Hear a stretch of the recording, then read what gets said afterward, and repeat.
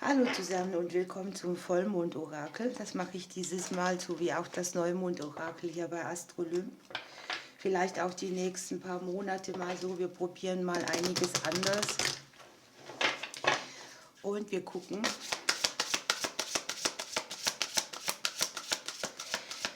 welche Botschaft fürs Kollektiv verfügbar ist.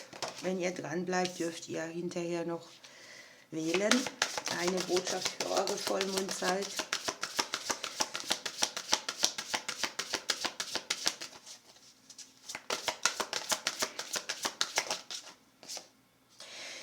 Ja, hier ist etwas sehr Schönes, denn es geht hier darum, dass wir Hindernisse, die wir haben, so überwinden, wie wir uns das vorstellen.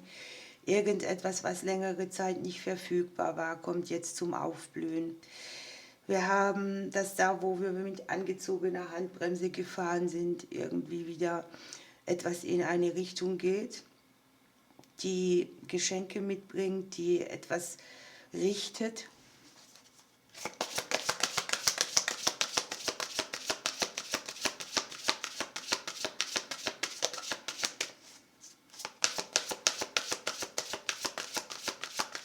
Der eine oder andere hat vielleicht auch den Wunsch, dass er, wie soll ich es nennen, seine Kontakte genau anguckt und auch da sagt, hier oder da möchte ich gar nicht mehr so hin. Da blockiere ich mal, ich brauche Zeit für mich oder ich kläre mich. Möglicherweise hat der eine oder andere offene Fragen, wie er auch in Zukunft mit seiner Zeit umgeht oder wo Dinge einfach nicht mehr stimmig sind. Wo man vielleicht auch schon auf der längeren Ebene oder auf der längeren Zeit spürt, eigentlich sträubt es mir, aber hier fällt dann die Entscheidung. Man klärt sich, man sucht nach Antworten. Ja, klasse, ja. Wir haben das Schicksalskreuz auf der unterbewussten Ebene. Möglicherweise ist es auch so, dass wir hier Herausforderungen haben oder Hindernisse, wo wir immer wieder drankommen und wir überlegen jetzt, wie können wir das überwinden? Was können wir tun, hier liegt sozusagen ein schicksalshaftes Geschenk für uns, um diesen Wert dieses Geschenkes zu erkennen.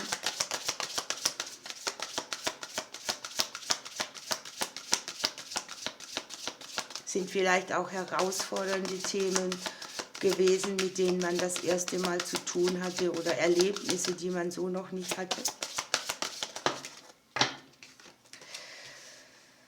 Es kann auch sein, dass es in der letzten Zeit sehr stressig für uns war, dass man viele Gespräche geführt hat, dass man vielleicht auch sortieren musste, was von all dem Gesagten ist für mich stimmig oder wo ist es mir an sich zu unruhig.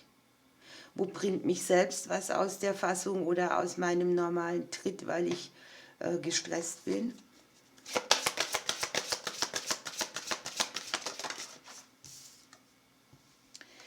Kommunikation ist hier sehr wichtig. Wir haben schicksalshafte Nachrichten, wir haben Gespräche vielleicht auch, die für uns erklärend sind. Möglicherweise dürfen wir hier auch mal was ausdrücken, wo wir denken, es wird jetzt an der Zeit oder ich muss mich aussprechen, Ballast ablegen, sowas alles.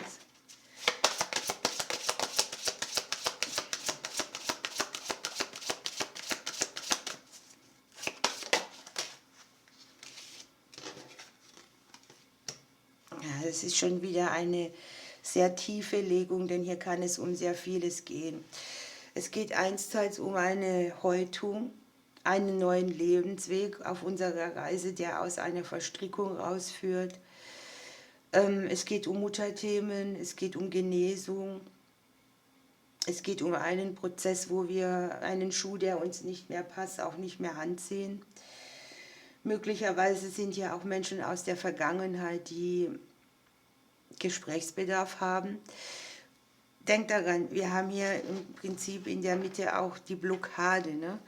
Es kann jetzt sein, dass man selbst sagt, ich habe genug gesagt, es ist genug gesprochen. Andererseits kann es sein, dass man durch Gespräche über die Hindernisse drüber kommt. Man sieht eben, dass es tiefere Themen sind, dass es viele Zweifel gibt, die hier in dieser Situation hinterlassen wurden.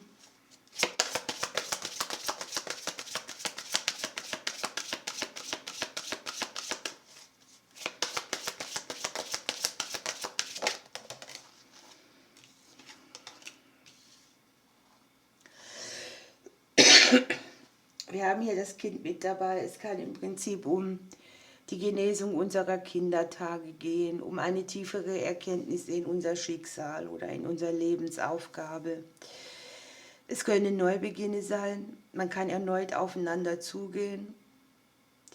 Möglicherweise sollte man sich auch neugierig auf den Weg machen, aber ich sehe, dass wir irgendwie innerlich so uns sträuben. Es ist jedenfalls eine Situation, die von außen auf uns zukommt.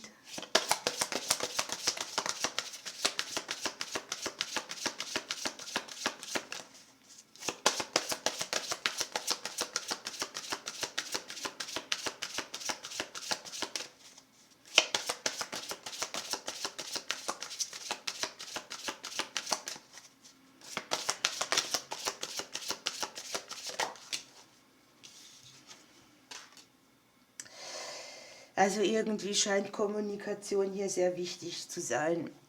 Einerseits hofft man, dass Kommunikation etwas in Bewegung bringt, andererseits sträubt man sich.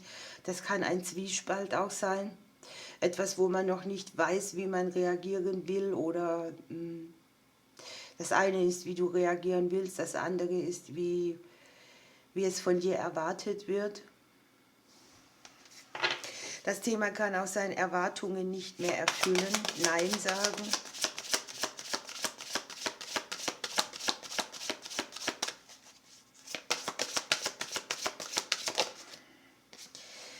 Und wir haben hier den Ring. Das ist natürlich eine Sache, da geht es um Themen aus dem Beziehungsleben. Es geht um Kreisläufe, die wir haben. Es geht um Unentschlossenheiten. Es geht aber vielleicht auch darum, Hindernisse in den Beziehungsebenen zu kommunizieren. Es kann jetzt hier natürlich auch im Arbeitsbereich sein, dass man nach neuen Aufträgen Ausschau hält, dass man Angebote bekommt, dass man vielleicht auch Konkurrenz hat, die hier irgendwie in die Situation mit einspielt.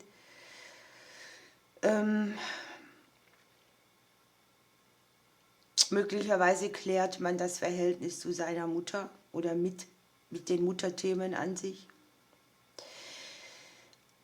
Möglicherweise ist es hier wichtig, dass man sich ausspricht mit jemandem. Es geht um karmische Dinge im Bereich der Beziehungen.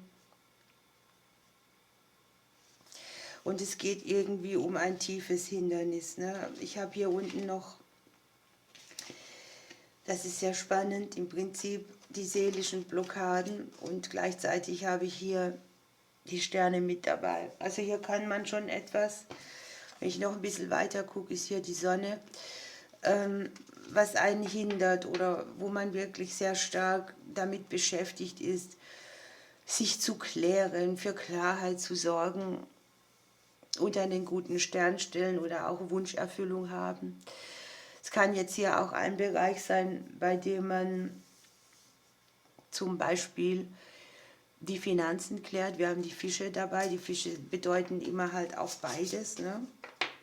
Seelische Ebene, psychische Ebene und Geld, Materie. Möglicherweise ist es ein Thema mit dem Selbstwert. Oder dass man sich holt, was einem zusteht. Auch das kann hier sein. Schauen wir ein bisschen weiter. Was darf ich für die Vollmondphase noch mitgeben?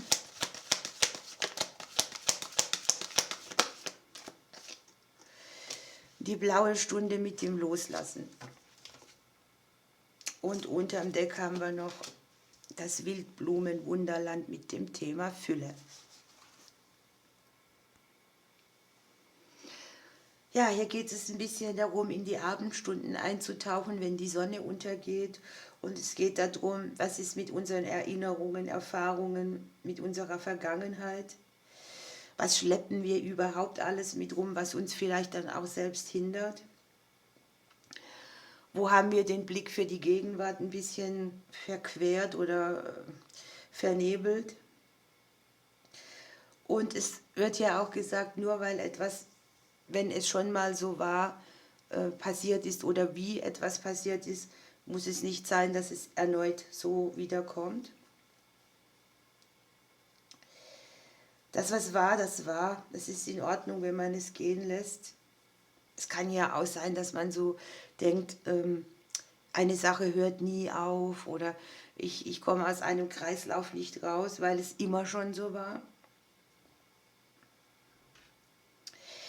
Das bewusste im Hier und Jetzt sein ist hier sehr hilfreich, also mit allen Sinnen alles wahrzunehmen, um im Hier und Jetzt anzukommen. Wir haben ja hier zweimal die Blume, ne? Hier sind es die Wildblumen, hier liegt der Blumenstrauß in der Mitte und die Karte sagt einfach, dass alles um uns herum erblühen will, so wie auch wir selbst. Also stell dich der Fülle nicht in den Weg. Und das Leben möchte eigentlich, dass wir gedeihen und wachsen können. Und die Karte sagt auch, dass wir Möglichkeiten haben, Geld, Energie, Zeit oder Liebe zu empfangen.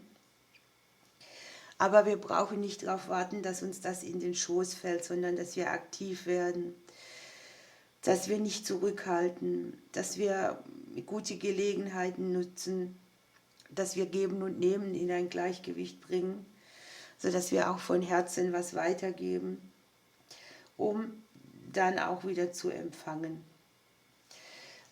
Eine schöne Legung, passend auch zum Vollmond mit der Fülle. Ne? Ihr dürft jetzt noch dranbleiben, ein kleines Krafttier raussuchen. Ansonsten wünsche ich euch eine schöne Vollmondphase. Ich drücke euch und bis bald. Hier bin ich wieder. Ihr dürft eine Seite wählen oder sie mit Themen besetzen oder mit Personen.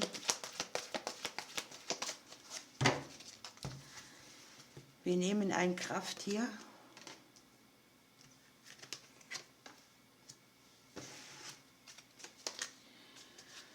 Und wir nehmen eine Kipperkarte.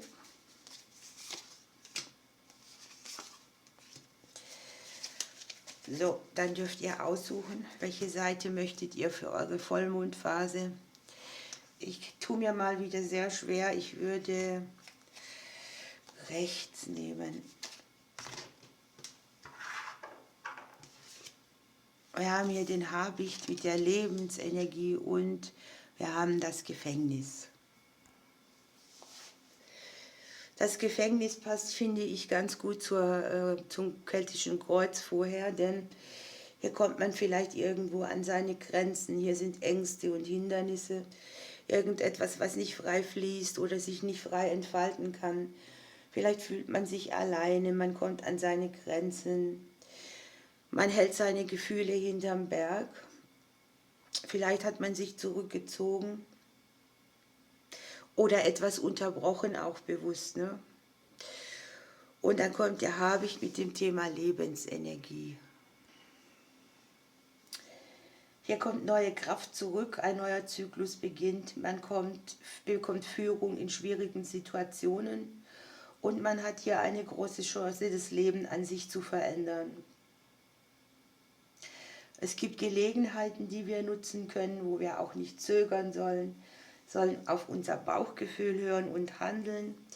Hier ist sehr viel Chance auch mit dabei. Und auch da ist wieder die Aufforderung drin, dass wir loslassen, weil es uns nicht mehr dienlich ist, dass wir Sachen auch allemal hinter uns lassen, also ein für allemal. Und dass wir mit neuer Lebensenergie und Lebenskraft voranschreiten, uns unser Leuchten nicht nehmen lassen.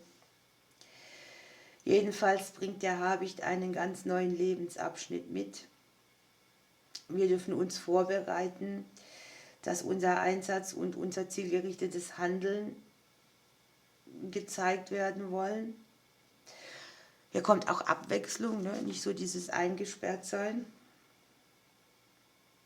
Und das Ziel ist wichtig. Wir sollen uns auf das Ziel fokussieren und das ganze kreative Potenzial nutzen.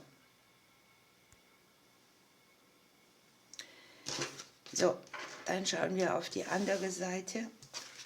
Ihr habt das Chamäleon und den guten Ausgang in der Liebe. Hier geht es viel um das Zwischenmenschliche, um Freundschaften, um Neubeginne, um Happy Ends. Möglicherweise kündigt sich bei jemandem eine neue Liebe an oder die Liebe wird an sich verstärkt. Man kann ja auch jemanden treffen, der sehr sympathisch ist. Man hat so dieses Gefühl von Verliebtheit oder ja, von einem Glücksgriff vielleicht irgendwo auch. Es ist so ein Gefühl, als wäre es wieder Sommer. Und mit dem Chamäleon habt ihr natürlich die Sensitivität, die über die Energien kommt. Das Chamäleon kann sich natürlich auch tarnen, sich anpassen. Und man kann mit dieser Karte einfach die eigenen Energien bewusster lenken oder auch Signale aussenden. Die feinen Sinne wollen hier aktiviert werden. Auch der 7. Sinn, da ist sehr viel Emotion, die etwas aufzeigt. Und hier ist so die Feinfühligkeit mit dabei, ne? Das bewusste Wahrnehmen und auch das bewusste Signale aussenden. Und es geht irgendwie darum, dass man sich eingebunden fühlt und trotzdem sich selbst sein kann. Hier sind auch für euch ungeahnte Möglichkeiten und ihr kriegt irgendwie diese Lektion mit, wo ihr erfasst, wie man bewusst Energien lenkt. Ihr Lieben, ich wünsche euch eine schöne Vollmondphase. Ich drücke euch bis bald.